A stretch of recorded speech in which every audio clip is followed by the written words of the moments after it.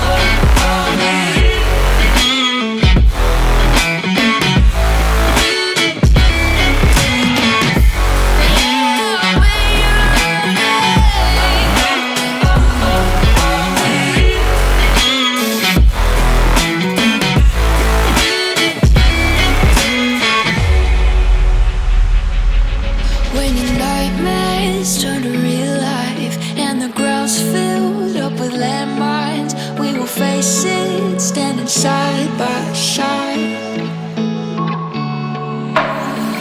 You know I'll come running when you need. I'm coming. You know I'll come running. You go to war, then I'm going. this is Matt. Matt, what's your Instagram? It's just M_car97. Okay, So I'll put that right here so yeah. you guys can remember it and go ahead and follow him. This is a sick car, sick build. Go ahead and take it away, Matt. What have you done with this bad So boy? this is just a 2019 base GT.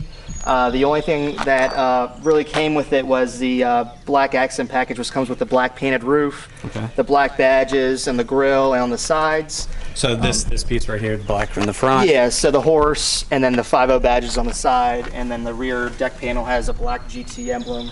Okay, kind of like on my R, it has that black piece, yeah. Yeah. All right, I like it, yeah. But other than that, it's a base car. Pretty much what's done to it, it's a 10-speed auto car, hooked up to the 5-liter. Just have an intake, just a tune through Lund Racing. It's a N-gauge, and pretty much it's stainless works headers.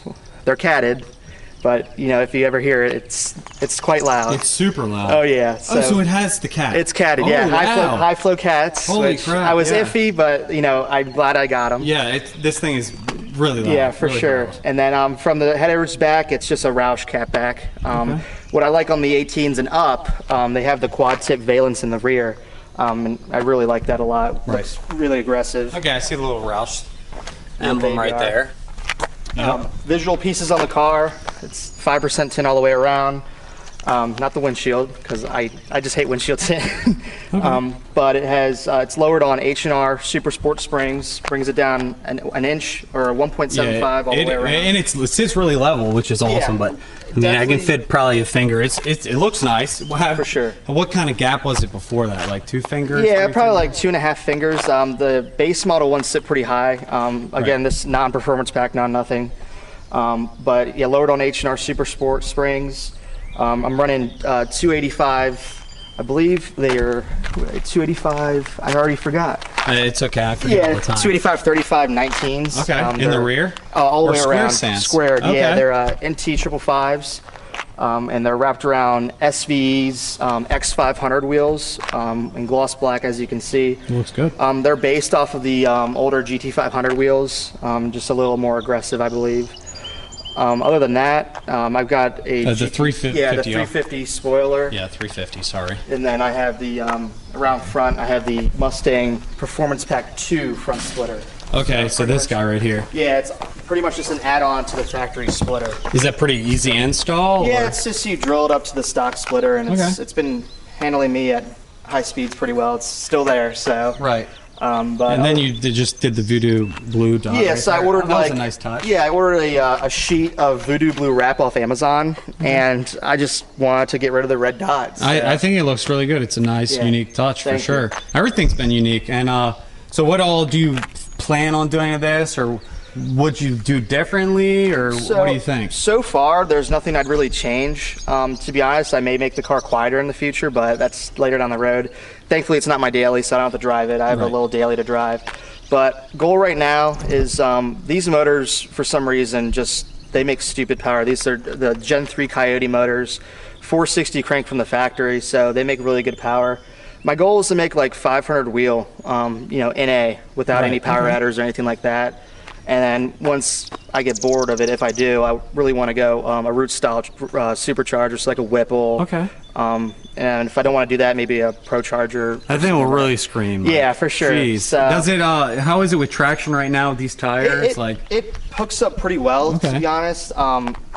I haven't gone down the track yet, but on the street, on the street, on the street these handle fine. And my goal was to have kind of a car you can handle around and also go in a straight line. That's why I did a squared setup. Yeah, exactly. Because staggered is more for drag. Yeah, exactly.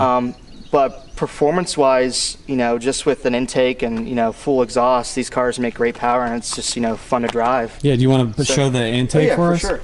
That'd be awesome. He also did these side amber hiders. Like, is it just a tint, or? Yeah, it's just a vinyl wrap that. It looks really good. I mean, if you didn't point it out, I would have thought that it came factory like that. So it looks good. So I got that from a company. I believe it was like Performance Auto Styling. Okay. Based out of Cali.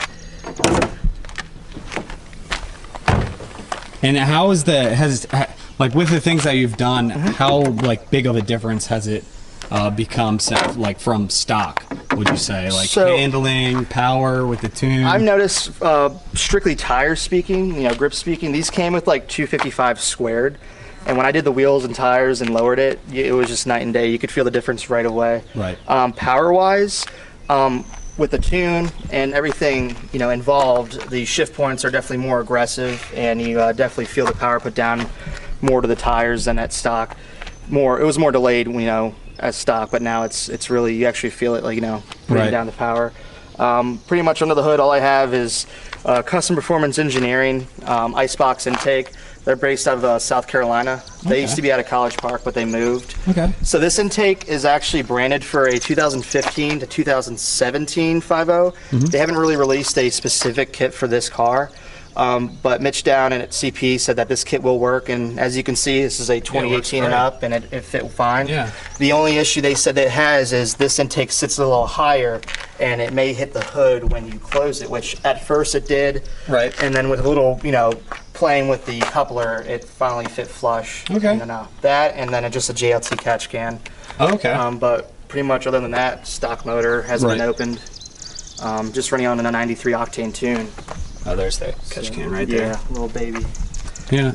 But so 93 octane tune, you said? Just a 93 octane. Doesn't it run stock off 93, or do you have to? So the manual tells you can run 87, but I just got it tuned off 93. Right. So, yeah. Exactly. Get the more power out of it. But these cars are really E85 friendly. But I just haven't figured out what kind of tune I want to get. If I want to get a nice 93 tune, or get rowdy with the E85, because with the mods I have and pretty much with the 85, this car should make just around 500 wheel horsepower, and that's what I'll be happy with. Exactly. I always had the thing where so my R is like 526 to the crank. Okay, yeah. And it's quick enough for me. So for sure. And then my buddy has a GT2 RS, which is like 700 horsepower, and it's like you're doing ludicrous speeds. It's night and day with the difference. Yeah. Well, I just know that to use for the R, I can say that I can use all that power during the day or whenever I drive it, but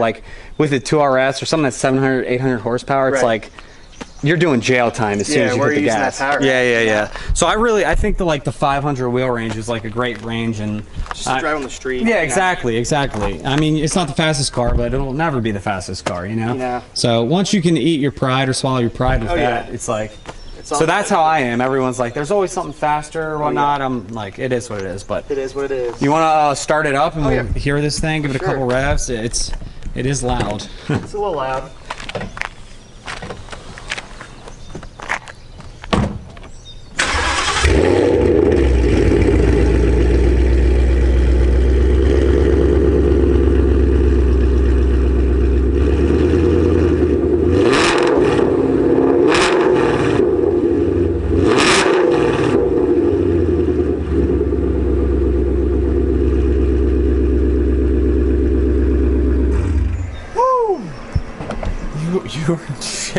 is really loud, dude. High flow cats. Yeah. So are they Valvetronic or just wide open all the time? It's wide open all the time. The more fully loaded 5.0s of this body style, they come with a active exhaust system which you can adjust, how loud you want it. But like I said, it's a base car, so you don't have that. Right. Yeah. Well, in my car, I have like the valves, but as soon as like that's the first thing, you just open it up. Yeah. I guess you want to take a spin real quick, and we'll do a little video here real quick. So this is the engage tuner. Oh, so it goes in right there. What does this replace? What was that? This was one of these vents. Oh, all right. So Lethal Performance is where I order everything through. This is just a 3D printed bracket back here. Oh, wow. And it actually has vents, so the air conditioning can still function. Goes through. Wow, Yeah, that's actually pretty smart. Yeah, so it's magnetized. The monitors aren't anything serious because nothing really is serious done to this car. Yeah, right. So just fuel, mass airflow, intake temps, and making sure the oxygen sensors are working fine. Right. But as you can see, base model car. It's comfy. So real quick, guys. So he had what was the year before? I had a 2016 fully loaded GT Premium. Right.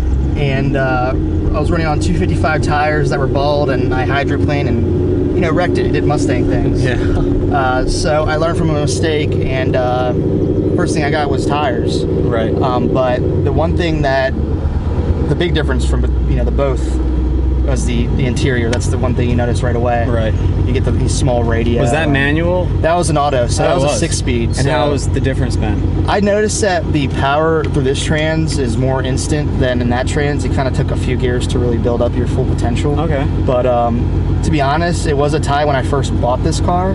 But now that I've done everything and actually opened it up, I really like this car a lot better than it was, what I had. So let's get some driving going. Yeah. Oh man. So.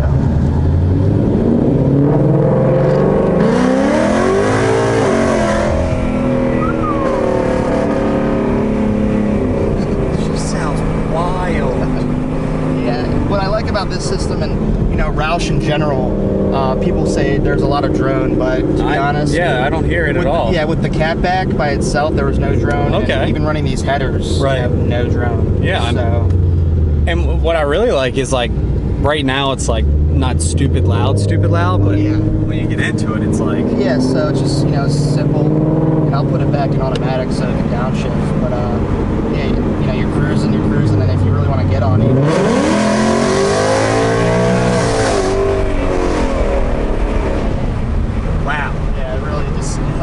Wow. So. Wow. And it's like what I always like try to explain is like the whole experience. Like it's like you have the sound, like the speed. It all goes together. Yeah, for sure. It's a good package for sure. Yeah, I know. It's pretty loud. For what it is, but at least you go somewhere when you hear it. Yeah, exactly. It's bark and bite. Yeah, for sure. And my goal with this car wasn't really to make stupid power. It was honestly to be a good handling road car. Right. And with what I have done, and like I said, the tires make a huge difference. I'm happy with what it is. Right. Exactly. But definitely a fun car for what it is. And it's kind of trippy, on the gauge when you're in manual mode. It shows 10, like you're in 10th gear. Oh yeah, I actually rented a 10 or one of the new like F-150s. Right. And the 10 speed, it was like it goes from like 3rd to like 6th. It's like, so weird. It is weird. And it's just that was one of the things that tripped me out when I was on the highway because I'd be using the whole flappy paddles and I'd be in 6th gear, thinking like, oh, that's all I have, and I'm like, oh, I keep going. Oh right. So. We had this car since April and we're in July, and I've loved every second of it. Right.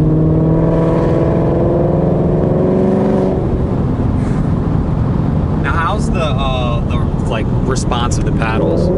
So stock, it was pretty delayed. Ever since I got the tune through Lund Racing, they actually mess with the trans a little bit. Right. It's a lot more responsive than it was. Okay. It's definitely not like a Ferrari or like a PDK out of a Porsche. Porsche, right. But definitely responsive enough for me. Right, exactly.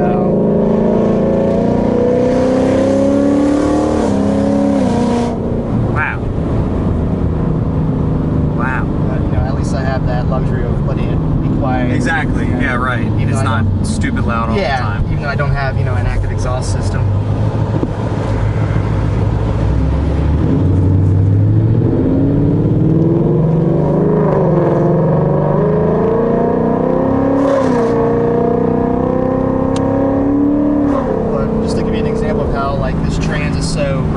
responsive. Right. So this is in, drive. Right. And, you can cruise around 50. And then when you just step on this thing, it just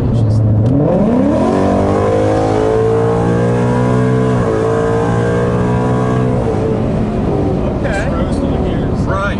Yeah. Wow, that was nice. That's actually super impressive. Like some cars, it's like you mat it and then you have like a really long delay. Yeah. So a little bit more quicker, but you got to do the eye check for who's behind you. Yeah, So, the cops and everything. Yeah. Exactly. Yeah, sometimes you just rip it, but yeah, no, that's really awesome. I'm sure. super impressed. I mean, Thank you. I have a 350R, and Oh, yeah. this thing is loud. It drives nice. I mean, it's every bit of that car for sure. Yeah. And I'd say the speed is probably pretty close to equivalent. I mean, It's quick. I've gone against a few cammed LS cars, and I've come out on top. But Right. I just give credit to just these motors. They just make really stupid power. Right. And that's why everyone's coyote swapping everything. Yeah. Like, you have the Fox bodies, the old F100s. Like, yeah, they're really great engines.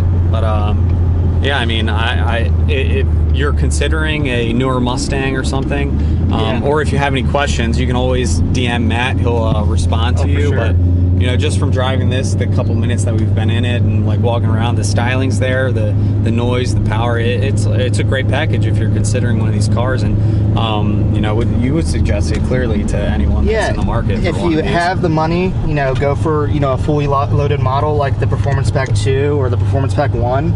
But if the money's not there, but you still want to have fun, this is a base car. Right. So I'd love to get into a performance pack, but like I said, one day it'll happen. But companies make everything such plug and play with these cars Right. that I can get the big radio, I can get the digital Exactly, gauges, and exactly. not have to pay performance pack price. Exactly. That's a great point. And he's put 6,000 miles on this thing? Yeah, about 60, actually rolling around 6,800 miles now. Okay, so he drives it, enjoys it. So honest 6,000 mile review for sure.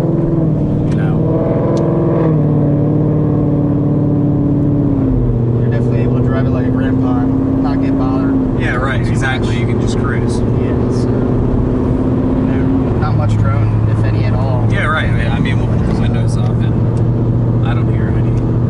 And he's at like 1,500 RPM right now, and he's probably a crazy gear. Yeah, it's probably like, let's see what it's in. 10th gear. 10th gear. 10th gear cruising at 60. Oh, that would have been good. Yeah. Yeah, guys. I mean, check out Matt's Instagram if you want to, learn more or see more about this car. Yeah, I'm really impressed, and thanks, Matt, for letting me get a video of this thing. Anytime. I appreciate everything. It's a great car, and as always, guys, thanks for watching it, and stay tuned for more videos.